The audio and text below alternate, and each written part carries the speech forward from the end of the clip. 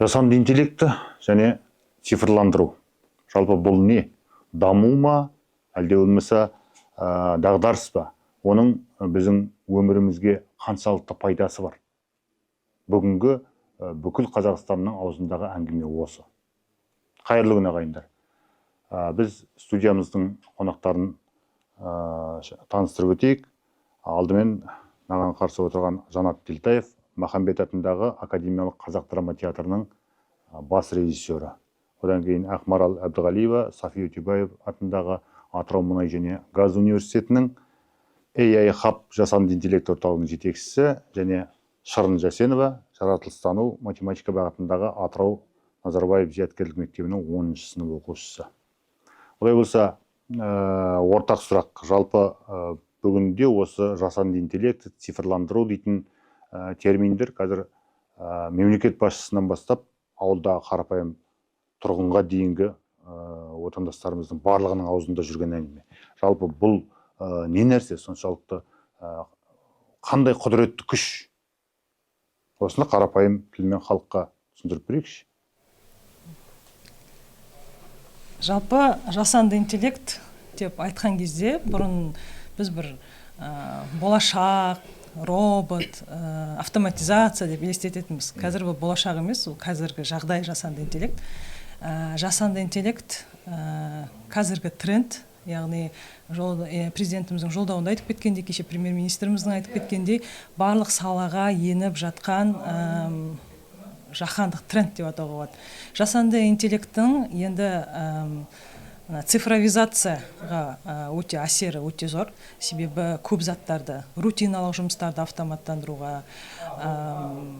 қандай да бір өндірістік процестерді ретке келтіруге, сонымен қатар бұрын көп уақыт кетіретін жұмыстарды қысқартып, яғни адамның уақытын үнемдеп, оның ішіндегі жаңағы адамға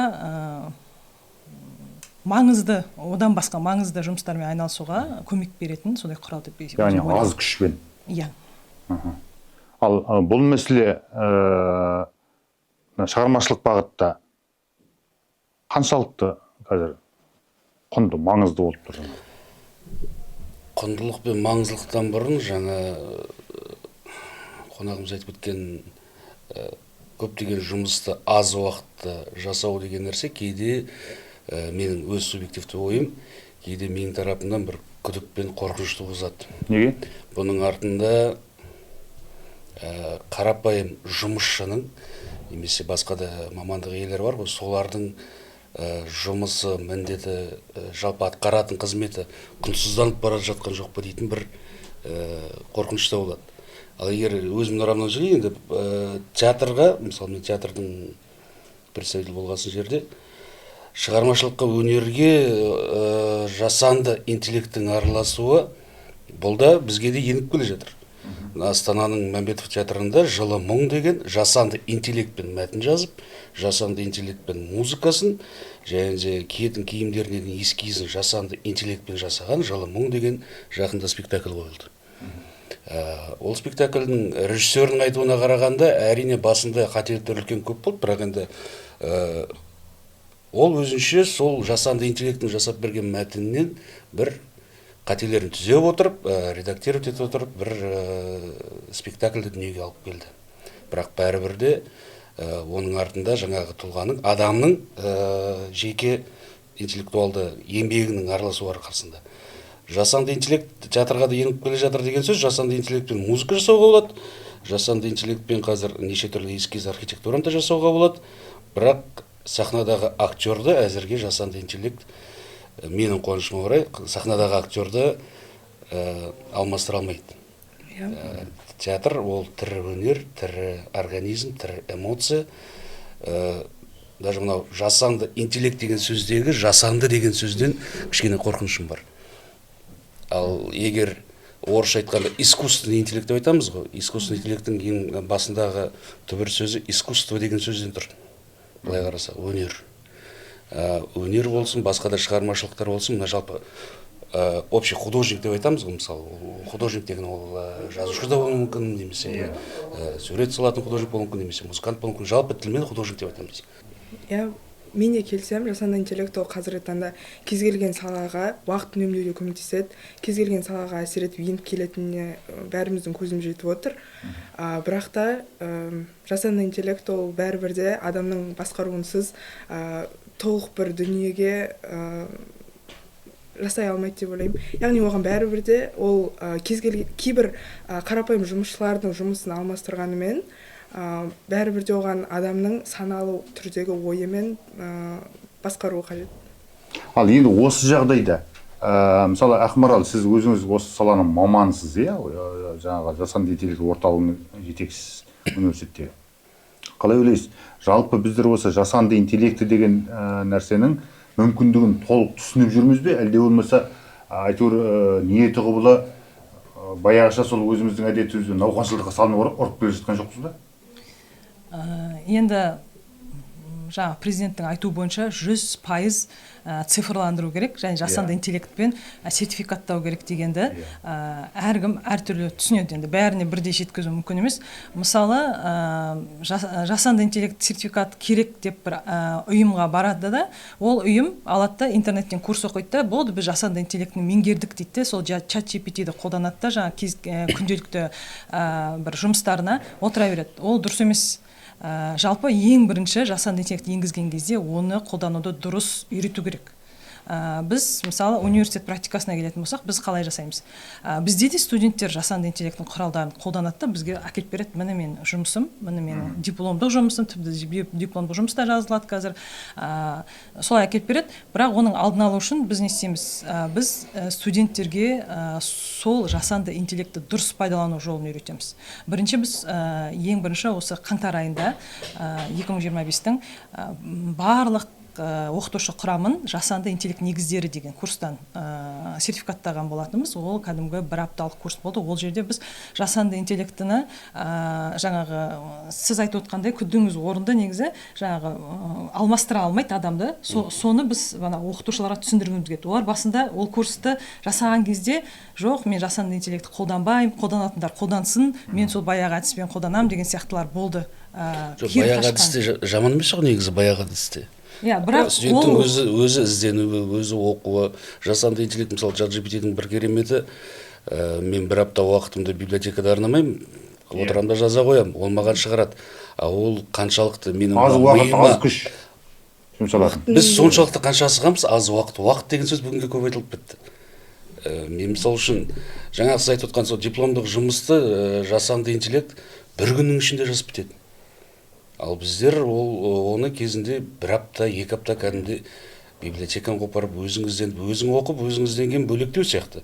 Саған дайын, якобы дайын және де дұрыс ақпарат береді деп ойлаймыз ChatGPT-ді мысалы үшін.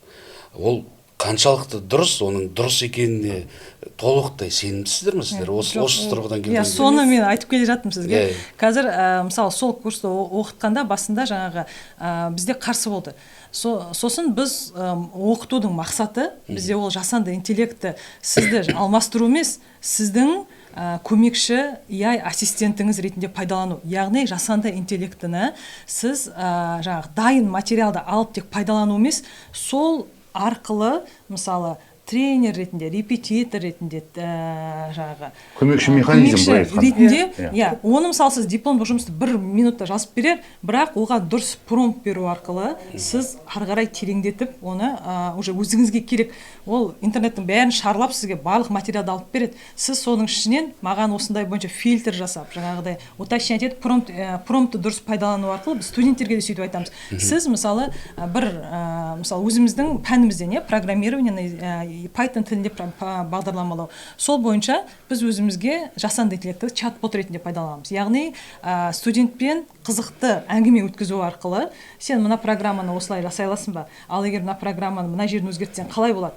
Жасап көреді студент. Ал егер мынау дұрыс шықты, дұрыс айтасың, енді осы программаның өзгертіп мына жерін жасап бер деген сияқты солай тренер арқылы, репетитор арқылы үйрету арқылы мысалы GPT-ді болсын, басқа жасанды интеллект құралдарын болсын дұрыс пайдалану арқылы өзіне көмекші ретінде пайдалануды үйретеміз оқушыларға. иә, Жалпы жасанды интеллект ол осы оқушыларға дайын жауапты беріп қойғанда, оны жалпы тек жасанды интеллект емес, кез келген затты адамның пайдалану өзіне байланысты. Егер сен оны дұрыс жақта пайдаланатын болсаң, ол саған көптеген пайдасын әкеледі. Мысалы, кез келген затқа қарайтын болсақ, егер сіз оны дайын жауап ретінде пайдаланатын болсаңыз, ол сізге керісінше кері әсер беруі мүмкін. Мысалы, мен өзім жасанды интеллектті тұрақты түрде пайдаланамын, оны мойындаймын, бірақ біз оны бізде мұғалімдер де айтады, оны біз дайын жауап түрінде емес, мысалы, бір тақырып бойынша қысқаша конспект жазу, немесе бір мәтінді қысқаша басқаша өзгерту, бағдарламалау, жоспар құру, кез келген затқа, мысалы, видео түсіруге де, осы проект жасауға да, кез келген затқа идея ретінде пайдалануға болады. Бірақ керісінше қазіргі мына жалпы білім беретін мектептерде, енді негізі мамандандырылған мектептерде қайтам, жалпы білім беретін мектептерде оқушылардың көпшілігі осы ChatGPT жүйесі арқылы үй тапсырмасын орындап жүр. Бұл ертең оқушының ойлау жүйесіне кері әсерін тигізбей ме? Кері әсерін тигізеді, иә. Бірақ мысалы біздің мектепте телефондар күнде жиналады. Бірақ бізде әр кабинетте, әр класста оқушыларға жеткілікті ноутбуктар, яғни компьютерлер бар, коридорда кез келген жерде смарт-зоналар бар. Біз сол жерде барып, мысалы, ақпаратты қарай аламыз. Және сол себепті бізде, мысалы, жасанды интеллектті түгел үй тапсырмасын көшіріп алуға мүмкіндік болғанын біз оны пайдаланбаймыз. Ал жай оқушылар оны пайдалану арқылы өздерінің, мысалы, өздеріне зиян келтіріп, өздерін алдап келеді. Егер менің көз алдымда выбор тұратын болса, кешіріңіз. Ал осыны жолын кесу үшін не істеу керек? Жолын кесу үшін ең бірінші оқушыларды ақпараттандыру керек, түсіндіру керек. Оның маңызы, себебі, ол қандай салдарға әкелуі мүмкін. Кейбір оқушылар әрине басында наразылық туады, бірақ менің ойымша бұл уақыт өте келе көптеген түсіндірме жұмыстарынан кейін жүзеге асыруға болады. Ал осы жаңағыдай ChatGPT жүйесі арқылы көшіріп алу мәселесін бұл тек қана оқушылар емес, өкінішке қарай сол мұғалімдердің өздері соны қолданып отыр ғой. Қазір шындап келгенде мұғалімдердің көпшілігі өздерінің жаңағы оқу әдістемесінің барлығын сол ChatGPT жүйесі арқылы жүзеге асырып отыр. Енді сонда әлгі ет сасса, тұз себет, тұз сасса не себет деген сияқты оқушылар түгіл мұғалімдердің өзі солай есіп отырғанда ертеңгі күні бірнеше буын соның бәрін жолын кесеміз дегенше солай кетіп қалады ғой. Солай тәуелді болып бара жатырған сақтымыз. Оны сіз орталық жетекшісі ретінде қалай жолын кесу керек деп айта аласыз? Сондықтан мен ойлаймын, бірінші, мысалы, сіз оқытушы деп отырсыз ғой, оқытушыдан бастау керек. Оқытушыны ол инструменттерді өзі дұрыс пайдаланбағасын, өзі дұрыс мүмкіндіктерін білмегесін, оның студенттері, оқушылары да оны пайдаланады. Сондықтан ол өзі дұрыс жұмыс жасай білу керек. Оны қазір интерактивті балаларға қызықты сабақтар өткізу үшін, онлайн тест арқылы, немесе ойындар, геймификация қазір көп, құралдар өте көп, қызықты өткізу үшін сабақты. Бұрынғыдай просто тек не бойынша, план бойынша, жоспар бойынша өткізіп, мысалы бізде лекция тек оқылады, артынан ол бойынша тапсырма жасалады, солай сияқты. Біз қазір ондайдың барлығын артта қалдырдық. Лекция деген тек қана презентацияның өзін, қызықты анимированный қылып өткізуге болады. Сондықтан сол үшін жасанды интеллекттің жаңағы визуальный эффектілеріне арналған, видео контентіне арналған құралдарды қолданып, оқытушы дұрыс сабақ өткізсе, ол сосын ары қарай осы құралдарды балаларға жеткізсе, мысалы, біз оқытушыларды оқыту арқылы сол өзінің студенттеріне жаңағы жасанды интеллект құралын дұрыс пайдалануды үйретеміз. Яғни дұрыс пайдаланған оқушы немесе студент, ол уже анаумен жұмыс жасау үшін өзінің миында қозғайды кішкене. Ол тек тупо бере салмайды жаңағы тапсырманы, яғни онымен взаимодействие, өзіне керек ақпаратты алу үшін, ананың ішінен ең үстінде қаймағын алу үшін, ол уже дұрыс жұмыс жасап біледі. Себебі біз қазір ChatGPT дегенде барлығымыз ойлаймыз, беріп тастаймыз, болды. ChatGPT-дің өзінің мүмкіндігі өте көп. оның ішіне біз тек бір новое сообщение деген басамыз да бір нені жібереміз, болды. Оның ішінде анализируй, изучай деген функция бар, проекты деген бар. Ашып қарасаңыз да, қазір осы жақында 2026 жылы еду деген функциясы ашылады. Яғни персонализированное обучение, яғни әрбір оқушыға арналған білім беру. Студенттерге бәріне бірдей тапсырма бермейді, ол қазір индивидуальный, жаңа жүйе, персонализированное индивидуальное обучение, яғни персоналды әр студентке, оқушыға арналған білім беру. Яғни әркім өзінің несіне қарай, мысалы, біреуінің озат оқушы, біреу ілеспейтін оқушы, соған қарай өзі адаптировать етеді. Мысалы, мына не бар ғой, дуалинго деген жүйе бар ғой, ол жасанды интеллект арқылы әркім қандай деңгейде соған байланысты тапсырмалар береді, сол арқылы көбейтеді. Ол ағылшын болсын, математика, испанский болсын, физика болсын, кез келген бағытта. Сол сияқты ChatGPT-дің еду деген функциясы ашылады, бұйырса, сол едуда осындай жүйе жүзеге асатын болады. Осы егер мұғалімдер де жасанды интеллектпен жаңағыдай ойындар жасап, анимационный презентациялар жасап, оқушыларды сондай сабақтар өткізетін болса, оқушылардан да қызығушылық бірнеше есе артып, оқушылардың яғни тест кезіндегі результаттары да бірнеше есе артар еді деп ойлаймын. Ал енді осы бағытта бір туындайтын сұрақ. Мысалға, Жанат, жаңа сіз бұл мәселеге өзіңіздің қайшы көзқарасыңызды білдіріп қалдыңыз. Бірақ қалай болғанда да бұл өмірге енеді. Солай ғой. Ал тек қана театр бағытында емес, жалпы шығармашылық бағыттағы осы жасанды интеллектіні сіз қалай көресіз? Режиссерсіз ғой сіз. Мен бұл қарама-қайшы бір қарсылық немесе бір танытып отқан не емес, бұл түбегейлі қарсылық емес, әрине. В споре рождается истина деген бар ғой, яғни пікірталас, әртүрлі ой көзқарас болуы міндетті. Ақиқатты қалыптастырады. Және де ол менің мамандығымның тікелей функциясы. Конфликт орнату, то есть шындықты іздеу деген сияқты. Шығармашылықта Пушкиннің керемет бір өлеңдерінде бір керемет сөз бар, осыны ұстазымыз көп айтатын. Над вымыслом слезами оболюсь деген. То есть қарапайым бір сөзді кейде табу үшін де қаншама күйзелістен, қаншама қиналыстан ана сөздің туы, немесе ол музыка болсын, немесе ол бір художественный портрет болсын, оның бір дұрыс краскасын, дұрыс мазауын табу үшін қаншама қиналыстан, қаншама эмоционалды стресстен өтеміз. Мысалы үшін элементарный бір спектакль қойғанның өзінде де ол бір аптаның ішінде шықпайды. Бір айдың ішінде шығады, 2 айдың ішінде шығады, жарты жыл ол іздейсің, сен өзіңнің ChatGPT-ға жаңа қарсылығым емес, просто ода адамның өзінің миы ол ChatGPT-ден одан да керемет нейрондық сет, былай қараса, адамның миы. Адамның миын зерттеу қазіргі біздің заманымызда әлі түбегейлі зерттеп болған да жоқпыз ол миды. Ол да бір нейронный сет. Және де адамның миы бұл әсіресе мынау балаларда, мектеп жасында болсын, басқа болсын, ол бір губка. Егер де сенің ішің ауырса, белгілі бір дәрілермен ішіңді тазалап, оны тазалап шығуға болады. Ал мидағы мусорды тазалау мүмкін емес. Менің қорқатыным осы. Мидағы мусорды тазалау, оған ешқандай дәріде, ешқандай медицинада да, басқа да, психологияда да ешқандай не жоқ. Ал енді осыған қазіргі мына өсіп келе жатқан жаңа буын, жас буынның көзқарасы қалай? Адамның миы кез келген затқа, мысалы, күшті жүйе, егер оны дұрыс пайдаланса тағы да. Егер біз осы негізі адамның тек қана 2-3% ғана миы жұмыс жасайды екен. Егер біз адамның ойлау қабілетін, сана сезімін, оның сыни ойлау қабілеттерін жақсартатын болсақ, адамның қолынан да, яғни кез келген жасанды интеллекттен де күшті зат келеді, мен келсем сонымен.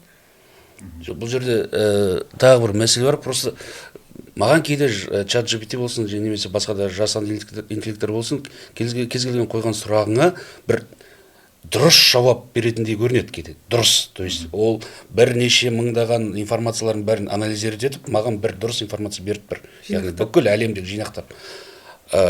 Жалпы мына бізде өнерде дұрыс зат жоқ. Бүкіл керемет заттың бәрі қателіктен туындады. Кез келген физиктің бір үлкен бір открытиялар, ол көп деген қателіктерден өтіп барып методом проб и ошибок деп айтамыз ғой. Содан кейін ғана біздер дөңгелекті ойлап таптық, велосипедті ойлап таптық, самолетті ойлап таптық. Самолетті ойлап тапқанға дейін қаншама құлаулар, қаншама травмалар болды. Мысалы үшін, яғни маған күнделікті постоянно әрбір мен сұраған сұранысымда маған дұрыс жауап бере беретін болса, менің миым сол дұрыс жауаптарға үйреніп кете ма деген қорқынышта просто. Жоқ, түсініп тұрмын сізді. Адамның өзінің ойлау қабілетін, ол мидың да өзінің тренировкасы болу керек. Мидың да мықты тренировкасы болу үшін ол қиын кітаптарды оқи білу керек. Жалпы мына күнделікті комикс немесе басқа нелер емес, үлкен әдеби кітаптар болсын, художественный, басқа классикалық кітаптар болсын. Миға да жаттығудан бұрын, мысалы күнде сіз тамақ жейсіз ғой өмір сүру үшін, миының да өзінің бір тамақтары бар да. Қорегі болу керек, дұрыс айтасыз. Бірақ кейде жасанды интеллектке сен бір сұрағыңды қойған кезде, мысалы бір есеп жіберген кезде, ол қате шығаруы да мүмкін. Көптеген жағдайлар болды. Жасанды интеллектке сіздер қаншалықты сенесіздер, маған сол қызық. Жоқ, сенім болғанда орыс тілінде мысалы сенім, вера және доверие деген сөз бар. Вот қаншалықты сенесіз? Оған мен өз басым әрқашан күмәнмен қараймын. Себебі көптеген мысалы жағдайлар болды. Мен егер есепті шығара алмаған кезде, соған жіберген кезде, ол қате жіберген кездер болды. Ал мен мұғалімнен барып сұраған кезде, ол маған былай түсіндіріп береді. Ал мен ChatGPT-ден мысалы кейде мысалы бір химиядан, физикадан тақырыптар түсінбеген кезде қадамдап түсіндіріп бер, ол неге былай деп көп сұрақтар қойған кезде, ол өзінікін басқаша дәлелдейді. Және сен оған қарсы шықсаң, ол сенімен келісе салады. Егер сен оны мұғалімнен сұрайтын болса, мұғалім саған қысқаша түсінікті, яғни дәл жауабын береді. Ал осындай жаңа ChatGPT жүйесінің қате кемшіліктерін кейбір оқушылар ары қарай түп төркініне бармай дұрыс деп қабылдап жүргендер де бар ғой. Көп ондай адамдар, ондай оқушылар. Ал енді оларға қалай түсіндіре аламыз? Жоқ, оныкі қате деп. Оқушыларды қазіргі таңда көбі жаңағыдай адамдардың жаңағыдай айтып жатсыз ғой, бір қорек керек миға, миды дамыту керек деп. Қазір адамдар мысалы көбіне жасөспірімдер, осы менің құрдастарым, замандастарым әдеби кітап оқығысы келмейді. Оған қызығушылық танытпайды. Өзі мысалы әлеуметтік желілерде уақыт өткізгенді көбірек дұрыс деп санайды. Бірақ ол әдеби кітаптар, әртүрлі миға деген жаттығулар мен қайталаулар, дамытулар бар, әрқашан керек. Адам өскен кезде оның ойлау қабілеті, жалпы сыни тұрғыда ойлауы қатар өсіп келу керек. Ал Ақмарал, сіз қазір осы саладағы кәсіби мамансыз Атыраудағы, иә? Ал жаңа Өтебай университетінен басқа да осы Атырау облысының аумағында, енді Атырау қаласында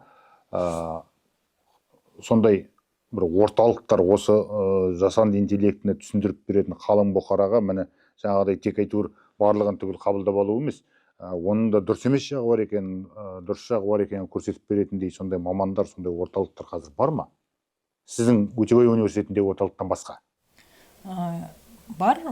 Қазіргі таңда мынау Астана хабтың филиалы бізде Атырау хаб деген жұмыс жасап жатыр ғой. Сол жерде көбінесе осы тек қана студенттерге немесе тек қана оқушыларға емес, Атырау халқына арналған курстар көп болады. Ол қай жерде? Құпия болмаса. Нұрсая ықшамауданында Норсек деген компанияның үстіңгі қабатында. Оған кез келген адам барып? Кез келген адам бара алады. Кез келген адам өзінің егер идеясы болса, жасайтын бір проектісі болса, сол проектімен барса болады. О жақта үлкен коворкинг зона, яғни кез келген жерде интернет, компьютері бәрі дайын тұр. О жақта курстар болады. Сосын курстардың көбінесе акимат финансирует етеді, ақшалай қаржылай бөледі. Әлеуметтік жобалар. Әлеуметтік жобалар көп болады. Диджитал бастау, стартап орда деген сияқты біз студенттерімізді жібереміз, және де өзім де қатысып көрдім. Өте жақсы. Осы Атырау қаласының мамандарын жинап сабақ өткізеді, түсіндіреді. Шынайы жобалар болса, оны ары қарай жалғастыруға көмек береді. Сосын өздерінен жаңағыдай орын береді. Сол жерде өзіңнің шағын офисің ретінде пайдалансаң болады. Қазір фрилансер дегендер жақсы дамып жатыр ғой. Сол жерге барып отырып, сол орынды тегін пайдаланып, ары қарай жұмысын жасауға болады. Мен білетін орталық осы Астана хаб орталығы. Енді олардың жаңағы айтып отырған жалпы енді білімнің бастауы негізінен жаңағы мектепте ғой. Бастауыштан бастап жаңағы үш жүйемен, үш сатымен өтетін.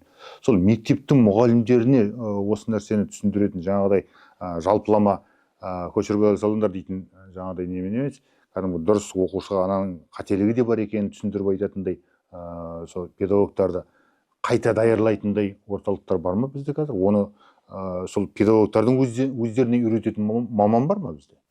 Енді мектеп оқытушыларына бар ма білмеймін. Өрлеу орталығында болу керек сондай қайта даярлау курстары.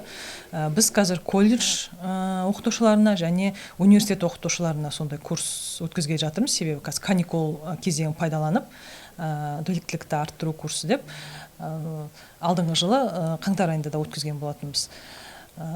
Сонымен қатар қазір президентіміздің несі бойынша, бастауы бойынша Tomorrow School деген мектеп ашылады. Бұл қазір Астана қаласында бұрын ғана Экспо Шарик, қазір әлем EI болып ашылды. Соның ішінде Tomorrow School деген үлкен орталық ашылды. Ол қазір Қазақстанның 13 қаласында, қателеспесем, ашылып дайындалуда, ашылу. Tomorrow School, яғни бұл 24-7, 18 жастан бастап, 18 жасқа толған жастармен шектеу жоқ, кез келген осы Атырау облысының тұрғындары бара алатын, білім ала алатын, яғни арнайы өзінің лицензиясы бар. Оның ішінде жасанды интеллектке көп мән берілген, соны оқығысы келетін адамдарға арналған курс. Бұл жерде жаңағы коворкинг зона, жаңағыдай интернет, тәулік бойы жүзеге асады. Яғни кез келген уақытта ішінде өзінің репетиторы болады, тренерлары болады, үйретеді. Курстан өтіп, ары қарай егер дамытам, осы менде идея пайда болды, мен стартап бастайын, проектім болды деген адамдар болса, ары қарай отбор жүріп, Астанаға, әлем EI жаңағы орталығына барып, ары қарай келесі этапына өтеді. Солай өзінің жобасын дамытса болады. Бұл Tomorrow School бізде енді 2026 жылға жоспарланып отыр. Ашылу мүмкін біздің университеттің қабырғасынан ашылып қалуы мүмкін. Енді ақыры бұл жасанды интеллекті біздің өмірімізге, күнделікті тұрмысымызға деп айтуға болады. Енді президенттің былтырғы қыркүйектегі жолдауында да бар, 3 жылдың ішінде жаңағы цифрлы елге айналу жөнінде тапсырмасы. Биылғы жылда жаңа цифрландыру және жасанды интеллекті жылы деп жарияланып отыр. Ал енді осы жағдайда біздің жаңағы жалпы елдің дамуы, соның ішінде мына өңірлердің дамуы бағытында бізге бұл жүйе қаншалықты өзгеріс әкелуі мүмкін? Әлеуметтік желіден оқыған болатынмын. Қазіргі әлемдік компаниялар, Google сияқты компаниялар өздігімен жүретін көліктер немесе жаңағыдай теледидар әртүрлі технологиялар жасап шығаруда, және соның әсерінен қазіргі таңда адамдардың осы технологиялармен, цифрландырумен байланысы артып келеді деп ойлаймын. Көптеген адамдар соған кез келген салада, мысалы жаңа айтып кетқандай мұғалімдер, шығармашылықта, жаңа өндірісте, кез келген салада жасанды интеллект арқылы жаңа дүниелер пайда болып, ол белгілі бір өзгерістермен дамуға әкеліп жатыр. Жалпы Атырауда осы жасанды интеллекті бұған дейінгі жүргізілген жаңа роботтық техника жаңағы курстары бар, түрлі жаңағы мамандандырылған еш сияқты мектептерде. Солардың ішінен осы кереметтей міне жасанды интеллект жүйесіне осыны тікелей жаңағы қосып жіберуге болады дейтіндей жаңағыдай ерекше жобалар бар ма бізде? Сол жағынан көрініп жүрген жақсы мамандар. Атырау бойынша енді біз осы 2025 жылы Digital Алматы, одан кейін Digital Fest көрмесіне барған болатынбыз, халықаралық Астанада өткен.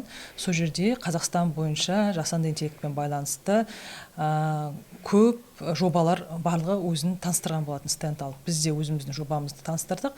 Ол жақта Атырау бойынша бір жоба болды. Мынау енді бізге қатты несі жоқ шығар, әсері жоқ шығар, бірақ Астана, Алматы қалаларында жақсы. Қар жауған, жауын жауған кезде көліктердің тез жетуін қамтамасыз ететін жасанды интеллект қолдану арқылы, яғни камералармен байланысатын, сосын көлік болып қар жапқанда ауа райының гидрометпен байланысатын тез жеткізілуін қамтамасыз ететін жүйе. Көлік қозғалысын реттеп отыратын. Көлік қозғалысын реттеп отыратын, иә.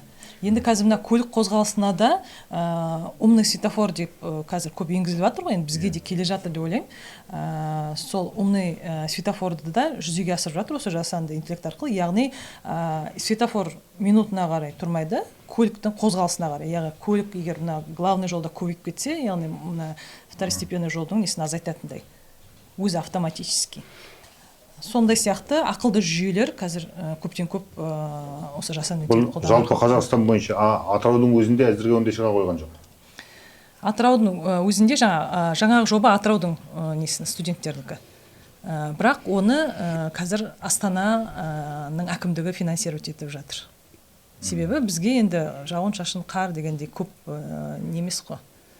Қажеттілігі көп жоқ қой. Соқтан ол жақта кішкене сұранысқа ие болып жатыр да, біздің балалардың ойлап тапқан жобасы со жаққа жаңағы не алып жатыр. Ал Шырын, сен өзің осы жылда естуімізше жақсы маманданған, өзіңнің жақсы жетістіктері бар өсіп бара жатқан жастың бірісің. Сен өзің жалпы осы бағыттағы жаңағы жобаларды, бастамаларды үнемі қарап отырасың ғой енді.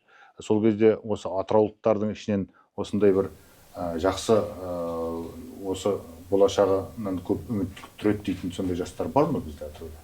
Қазіргі таңда бізде жалпы мен өзім мектебімде көптеген жобалар жүзеге асып жатыр. Соның ішінде осы IT және робототехника саласында көптеген айта берсең, көптеген роботтар жасалып, әртүрлі проекттер жасалып жатыр, бірақ мен соның ішінде өзім осы кішкене фантазиямен креативке ерік беріп, егер бір тарихи тұлғаның, мысалы, бәріміз білетін кіші жүздің ұлы ханы Әбілқайыр ханның асыл аяулы жары Бопай ханымның Instagram парақшасы болса қалай болар еді деген ғылыми жобам бар. Мен ол жобадан осы Моя малая родина атты жарыстан екінші орын иеленген болатынмын. Жалпы осы жоба барысында мен жасанды интеллектпен қарапайым видео, фото жасау арқылы және оны Бопай ханның атынан Instagram парақша ашып, соған жүктеп отыру арқылы, мысалы, қазіргі таңда көптеген мысалы адамдар қызығушылық танытып жатыр. Оны осы жобаның болашағы зор екенін айтуда. Мен және осы жоба арқылы Неш Project Fest және тағы да басқа проекттерге қатысуды жоспарлап отырмын. Және қарапайым мысалы фото мен видеоның өзі адамдардан таңғалушылықпен әсер беріп отыр. Ал егер біз осындай светофор сияқты заттар жасайтын болсақ, бағдаршам, ол тіпті адамдардың өміріне түбегейлі өзгеріс әкелуі мүмкін. Жалпы осы жасанды интеллектінің дамыған сайын ілгері қарай енді заман бір орында тұрмайды ғой. Дамыған сайын бұдан да үлкен жаңағы кейбір мемлекеттерде қазір жаңалықтардан қарап отырса, кейбір мемлекеттерде үкіметті жасанды интеллекті басқарып жатыр. Сол сияқты егер жағдайлар бізге келген жағдайда, Қазақстан жағдайында, ол біздегі қазіргі таңдағы қалың бұқараның ойлау жүйесін шектеп тастамай ма? Әлде болмаса одан да біздің немізді дамыта бере ме, тұрмысымызды жақсарта бере ме? Қалай ойлайсыздар? Кез келген нәрсенің екі жағы болады ғой. Кез келген нәрсенің оң жақ, сол жақ, мысалы, хорошо, плохо деген сияқты. Жасанды интеллекттің жаңағыдай өзіңіз айтқан өндірісте, басқада болсын, мысалы, метеорологияда, медицинада, мысалы, ракты алдын ала анықтау деген сияқты, мысалы, операциялар жасау деген сияқты. Осындай бір сфераларға, мысалы, жаңағы сіз айтқан құжаттардың барлығын аз уақыттың ішінде деген сияқты. Осындай функцияларды егер атқаратын болса, бұл шынымен де өте керек, өте құнды дүние жасанды интеллект бұл тұрғыдан. Ал егер жаңа сіз айтып отқан мемлекет басқару, немесе бұл жерде бір адам деген адам факторына қатысты нәрселерге жасанды мүмкін осы сөзді өзгертермін, жасанды деген сөзді. Осы жасанды деген сөз ұнамайды, потому что біздің театр тілінде жасанды сөйлеу, жасанды ойлау біз үшін негатив. Осы сондай бір адамның эмоциясын талап ететін, немесе адамның сана сезімін, басқа да түрлі адами қасиеттерді талап ететін кейбір мамандықтар, кейбір сфераларға бәріне жасанды интеллект араласатын болса, жаңа мен айтқан, яғни науқаншылдыққа айналдырып жіберетін одан бұрын я ему не доверяю, кешіріңіздерші. Сөзімнің дәлелі ретінде бір нәрсе айтып кетейін, оны сіздер жақсы білетін боларсыздар, қате болса айтыңыздар. Осы жақында тоже шетелдік мемлекеттерде осы жасанды интеллекттің өзінің нелері, жасаған кісілері, басқасында болған программистер болсын, қалай айтатынын білмеймін енді ол кісілерді. Сол кісілердің өздерінде бір үлкен қорқыныш пайда болыпты. Мынау бір жасанды интеллекттің бір программасы екінші программамен өзі бір тіл ойлап тауып, өзара сөйлесіп жүр дейді. Ондай әңгіме бар ғой. Кәдімгі сол жасанды интеллекттің жасаған адамдарының өзінің қорқынышы. Идея авторының өзі. Идея авторының өзі, то есть разработчиктардың өзі. Яғни жасанды интеллекте мына самосознание деп айтамыз ғой, сана. Пайда болып келе жатқан бір қорқыныш бар сияқты. Бұл енді фантастика әлемінен бір алынған не емес, сюжет емес. Бұл фантастикаға біз қазір аяқ басып келе жатырмыз. Жасанды интеллект осыдан 20-30 жыл бұрын біз үшін фантастика ойласайтынбыз. Ал қазір біз сол фантастиканың есігін аштық. Екі жасанды интеллект программа өзі адам түсінбейтін тіл ойлап тауып, өзара сөйлесіп отыр. Кейде разработчиктардың өздері айтады, біз өзімізді түсінбейміз дейді бұл программаларын. Яғни ол дамып келе жатыр, жаңағы бүкіл әлемдік информациялар жинаған адам, ол значит самоучение, өз-өзін оқытып келе жатыр. Өз-өзін оқытып жатыр, дамып жатыр. Ал егер сол жасанды интеллекті ертең мен деген нәрсе пайда болса, то есть өзіндік принципі пайда болса. Өзіндік принцип, өзіндік анализі, және сол мыңдаған анализдердің ішінен бір дұрыс ответін шығарып тұр ғой, дұрыс жауабын. Ал ол дұрыс жауабы адамзатқа қаупі болатын болса ше. Яғни оның сараптамасы бойынша ол дұрыс. Ал егер жасанды интеллект... Яғни бұл жерде сутегі бомбасын жасаған Сахаровтың артынан сол қателігін мойындаған сияқты ғой. Мен соған алып келіп отырмын. Жасанды интеллект деген сенің қолыңда бір шелек керосинмен, бірақ шырпыңмен келе жатқан сияқтысың. Өте қауіпті. Егер жасанды интеллект армияның мысалы структурасына, немесе қорғаныс істері структураларына, немесе басқа да агенттіктерге кіріп кететін болса, немесе мемлекеттің өзінің бір құпиялары болады, басқалары болады. Кез келген нәрсенің бір екі жағы болады. Сол үшін осы жасанды интеллектке бір контроль бар ма? Егер бұлар өзара өз тілдерімен сөйлесіп бастаса қазір, ертең бұдан не күтеміз? Жасанды интеллектке, егер бұл ертең дамып кеткен жағдай, бұл күннен күнге, сағаттан сағатқа дамып келе жатыр. Жасанды интеллект өз-өзін оқытып келе жатыр. Ал ертеңгі күннің күнінде біз, адамзат, жасанды интеллектке, орысша айтқанда, он захочет с нами дружить. Біз оларға ешкім болмай қалмаймыз деген. Сол үшін де жаңағы Астанада, Алматыда жаңағы орталықтар, хабтар ұйымдастырылып жатқан жоқ па? Жасанды интеллекті университеті алла бұйырса биыл ашылады деп отыр. Университет ашылады. Сол үшін министрлік бар. Бұл жерде бір не айтып кетейін. Жаңағы енді мына жасанды интеллект қазір пайдаланып жатқан құралдарымыздың барлығы бізде OpenAI деген компания, ол американдық қытайлық компания, DeepSeek, мына ақпаратымыздың бәрін серверлары сол жақта орналасқан, біз жерге. Сондықтан біз жасанды интеллектті қолдануды үйреткен кезде айтамыз, жеке ақпарат бермеңіздер, жеке ақпарат, құпия ақпарат бермеңіздер, тек қана жалпыға қол жетімді ақпараттармен жұмыс жасайды деп. Себебі серверлардың бәрі біздің елімізде емес. Көбі сұрайды, мысалы, біздің берген ақпаратымыз қайда, ол ертең бізге қарсы қолданбайды ма оны деп.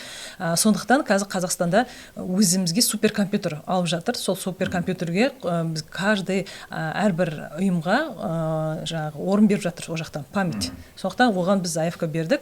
Осындай үлкен ұйымдарда өзіміздің Қазақстан ішінде ақпарат, яғни сыртқа шықпайтындай суперкомпьютер пайдаланатын боламыз. Және де мен осы алдыңғы жылы стажировкада болдым Назарбаев университетінде. Оларда өздерінің мына мысалы ChatGPT деген ол американдық OpenAI-дың ойлап тапқан құралы ғой. Сол сияқты біздің Қазақстанның Тілмаш тағы да сондай сияқты Қазақстан нұсқасын LLM моделін олар жасап жатыр уже. Олардың пилотный запускысы болды, бірақ әлі барлығына таратылған жоқ. Енді мына ChatGPT қазір тарап кеткеннен көбіне ыңғайлы ChatGPT. Негізі олардың ең бірінші жаңағы ChatGPT емес, өзіміздің модельдің жасауының себебі, яғни психология тұрғысында мысалы балаға тәрбие, мысалы ол ChatGPT-дан сұрайды ғой қазір көбін. Сол жерде мынандай сұрақ қойылыпты. Ол американдық нұсқамен жауап береді екен. Мысалы қазақ семьясында екі ананың немесе екі әкенің болу дұрыс па деген сияқты. Бір жыныстық не дегенге, қалай не дегенге, ол американдық жаңағы нұсқа, ол дұрыс, оған ешқандай қарсылық жоқ, это нормально, не деп жауап берді. И бала соны қабылдап алады да, ол қазіргі. Ал мына қазақстандық жасап атқан LLM модель қазақша жаңағы бүкіл ненің бәрін құйып, сол жаққа ақпарат, енді ол қазір модель тренировать ететін, ол тілдік модельге тренировать етеді ғой, барлық деректерге қарай сүйенеді ғой, сол деректерді құйып қазақша нұсқасын жасап жатыр. Ол бір енді қуантарлық жағдай деп ойлаймын өзім. Себебі қазір әлі тренировка жүріп жатыр, деректерді ол жаққа құйып жатыр. Қазақ тілінде көп дерек жетпейді, сондықтан синтезделген деректермен де жұмыс жасап жатыр. Сосын жаңағы сіз сұрап отырсыз ғой, Атырауда қандай проектілер бар басқа деп. Осы жақында әкімдік және де Абланомен, білім беру басқармасымен саяси әлеуметтік проектілерді жасау бойынша осы жасанды интеллектті қолдану арқылы не беріңдер деген рекомендация. Сол кезде мына қазіргі кездегі лудомания, наркомания, суицид жастардың арасында соның алдын алу үшін қалай қолдануға болады деп. Мысалы социологтар опрос өткізейік, балалардың жаңағы психологиялық несін білейік, жағдайын білейік деген сияқты сондай ұсыныс айтты. Оны енді мына жасанды интеллектті қолдану арқылы, геймификация арқылы, яғни бала ойын ойнап отырып, мына өлтіруге бейім ба, немесе бір нашақорлыққа несі бар ма деген сияқты сондай жағын, яғни баланың сана сезімін, ол себебі ана ойынға кіріп кетеді ғой. Соған жасанды интеллект қосу арқылы алдын алу. Яғни балада тәуелділік бар ма уже мектеп жасынан бастап, солай сияқты. И сонымен қатар тағы да мынандай проект болды. Мысалы, ерте балалардың қазір аутизм, ЗПР, ЗРР деген өте көп. Соны робот игрушкалар арқылы камера қойып, баланың зейіні қазір аумайды, балада цифрлық аутизм дегендер көп қой. Соны жаңағы видеофиксация арқылы немесе жасанды интеллекттің программа қосу арқылы алдын алу. Мысалы, бала кеш болмай кетіп, мысалы 6-7 жасқа барғанда ол диагнозын біліп жатады. Соны мысалы мобильный приложениеға айналдырып, әрбір ата-ана өзі консультация өте алатындай. Яғни цифрлы тәрбие беру мәселесі. Солай ғой. Сол жағынан қолдануға болады деп. Сонда жалпы осы бүгінгі әңгіменің негізгі тоқета түйіні менің түсінігімде жалпы бұл жасанды интеллект мен цифрландыру саясатының күнделікті өмірімізге енуінің жақсы жағы да бар, жаман жағы да бар. Бірақ соған жақсы жағына қарай көбірек тәрбиелейтін, негізінен тәрбиелейтін жаңа мамандарды біздер қайдан тәрбиелеп аламыз енді? Қалай дайындап аламыз оны? Ол тек қана бір ғана Астанада биыл ашылатын жасанды интеллекті университетінің білім бергенімен, онымен біздер соның барлығын бүкіл елге 17 өңірге, облысқа қажетті маман дайындай аламыз ба? Осымен жұмыс жасайтын маман керек қой енді. Енді бір жағынан жасанды интеллект университеті деп сол үшін де ашылып жатқан шығар қазір. Енді көбінесе жаңағы IT жағында жұмыс жасайтындар жасанды интеллектті тез меңгеріп, тез түсініп алады да. И көбінесе енді біз қазір барлық оқу орындарына емес, специалисттарға, мамандықтарға осы жасанды интеллект негіздері деген пәнді енгізіп отырмыз. Себебі жаңағы біздің осы IT-да жұмыс жасайтын оқытушыларымыз соны түсіндіру үшін. Барлық студент болсын, ол жаңағы оқытушы болсын, сол жағынан солай жұмыс жасап жатыр енді университет. Ал енді үкімет тарапынан жаңағыдай енді Tomorrow School, AI сана деген бағдарлама бар қазір. AI сана бағдарламасы бойынша жаңағы біз қазір бірінші этаптан өттік. Жаңағы бүкіл жасанды интеллект бойынша 100% сертификаттану керек студенттер мен оқытушылар. Екінші этап өз проектілерін жаңағы стартапқа шығару керек. Үшінші этап коммерциализациядан өткізу керек. Содан төртінші этап жаңағыдай енді өзінің толық осы жасанды интеллектке қатысты проектісін сол өңірге қолдана алу үшін. Біз дегенде бұл қалай, жаңа София Өтебаева университеті ме, әлде болмаса жалпы? Жалпы университеттер Қазақстан бойынша. Қазақстан бойынша, иә, университеттерге арналған AI сана деген сана бағдарлама жасанды интеллектке байланысты. Рахмет. Енді әрине жаңа айтып отырғандай жасанды интеллект, цифрландыру мәселесі бұл біздің күнделікті өмірімізге енді ғана арнайы жыл жарияланып жатқанмен бұл біздің өмірімізге әлдеқашан еніп кеткен жүйе. Сондықтан ол жаңағы заманның дамуы, бұл адамның еркінде емес, бұл ғылыми прогресске байланысты. Қаласақ та, қаламасақ та бұл мәселе күнделікті тіршілігімізге бұдан да тереңдеп еніп, өміріміздің бір бөлшегіне айналатынын түсінікті ғой. Сол бағытта тек қана біздің келешегіміз үшін, ұрпақ үшін тиімді жақтары күнделікті өмірге, елдің дамуына қолайлы тұстары көбірек болсын деп тілек етеміз. Аманшылықта болайық. Рахмет. Сау болыңыздар.